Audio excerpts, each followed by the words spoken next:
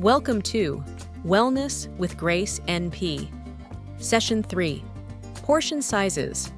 This is Session 3 of a guide that offers practical tips and strategies for a balanced and fulfilling lifestyle that promotes weight loss. It includes advice on healthy eating, physical activity, and maintaining emotional well-being. Aloha, I'm Grace Gschonhardt, a family nurse practitioner, a certified diabetes care and education specialist, and a member of the Obesity Management Association. Diabetes Prevention Program. The Wellness with Grace NP weight loss program has been adapted from the CDC Diabetes Prevention Program curriculum and is offered for free through YouTube. Let's reflect on what you have learned so far. Last week, you learned about tracking your macros, carbs, proteins, fats, and your calories. How did you do? What positive changes did you make? Are there areas you can improve on? The objectives of Session 3 are learning how to weigh and measure foods, estimating the carbs, proteins, and fat content of common foods, describing 3 ways to eat less carbs, fats, and calories. And lastly, you will learn how to create a plan to eat less carbs, fats, and calories for the following week. Let's get started. The key message of this session is: understand why portion size is the key to calculating carb, protein, fat, and calorie intake accurately so that you stay within your goals. Measure your food as one strategy for accomplishing this goal. Calculate your macronutrients and calories in food. Choose consciously to eat less carbs, fats, and calories for weight loss. Make a plan for the following week to reduce your portion sizes by eating certain food less often, eating certain food in smaller amounts, and substituting lower fat, low to moderate carb, or lower calorie food. Now, let's cover portions. Portion size is important. In addition to reading labels carefully, you should use measuring cups, spoons, and a scale. Weighing and measuring food is an important step in knowing what you eat and allows you to make healthier choices.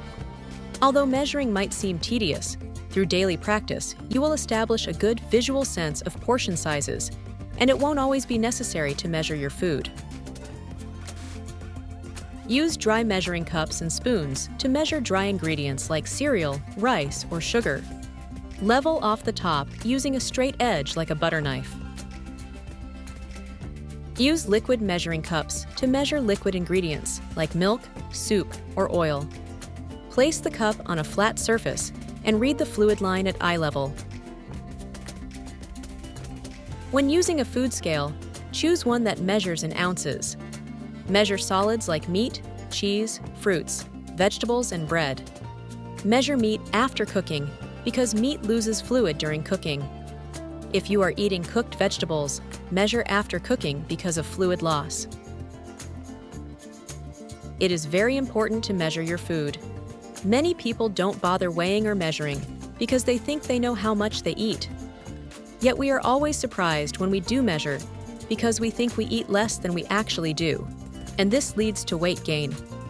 Weighing and measuring food will lead to weight loss. There will be times when there are no measuring cups, scales, or spoons available.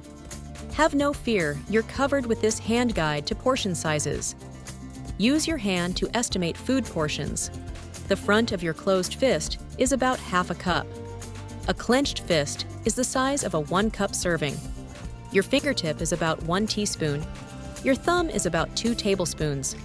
Your palm is 3 to 4 ounces, which is a standard serving of meat.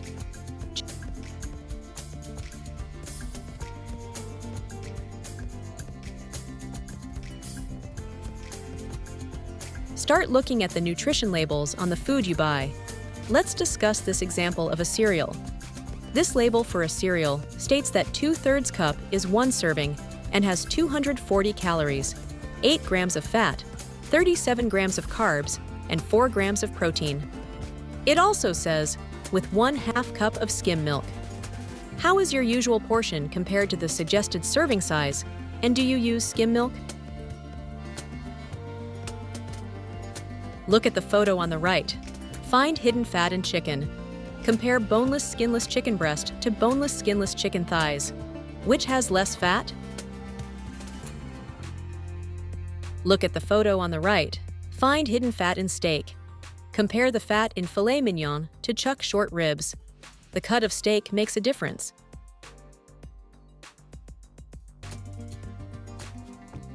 Here are some ways to eat less carbs and fats. Eat high-fat and high-carb foods less often. Eat smaller portions of high-fat and high-carb foods. Eat low-fat and low-mod carb foods instead. Making these changes reduce your caloric intake and leads to weight loss. Don't forget to budget your macros. There are no bad foods. Managing your fats and carbs is like managing your money. Keep track of what you're eating using the MyFitnessPal app or a notebook. If your macronutrient budget allows you to eat a little more at one meal, then be flexible. One note about carbs. If you skip carbs for one meal, do not double up at your next meal. It's still important to maintain 40 to 60 grams of carbs for each meal and space your meals at least 4 hours apart. This prevents spikes in your blood glucose. If your blood glucose is not used as energy, it will be stored as fat. Now let's practice what you have learned so far. Plan out a meal in your notebook. What would you eat for breakfast, lunch, and dinner for one day? Read the nutrition label or use the Calorie King app to look up the macronutrients and serving size. If the food you choose does not fall within your fat, carb, and/or calorie goal, what can you do to fix it? Do you need to find an alternate food or eat a smaller portion? Let's review. Weigh yourself at the same time each day or every few days and record your weight in MyFitnessPal or your notebook. Record everything you eat in the MyFitnessPal app or a notebook. Do this every day as soon as possible, before or after you eat. Measure portions like you learned today. Read nutrition labels or look up nutrition information in the Calorie King app. You can make these changes for a new, healthier lifestyle. You got this. Keeping track of what you do is the most important part of learning how to change your behavior. Track every day what you eat and drink. Do your best to estimate portion size. You will get better as you gain more experience. The more detailed you are, the easier it is to figure out an effective eating plan. Don't forget to download the Calorie King app and MyFitnessPal app on your smartphone. If you have any questions or need to schedule an appointment, email me at gschonhardt@gmail.com.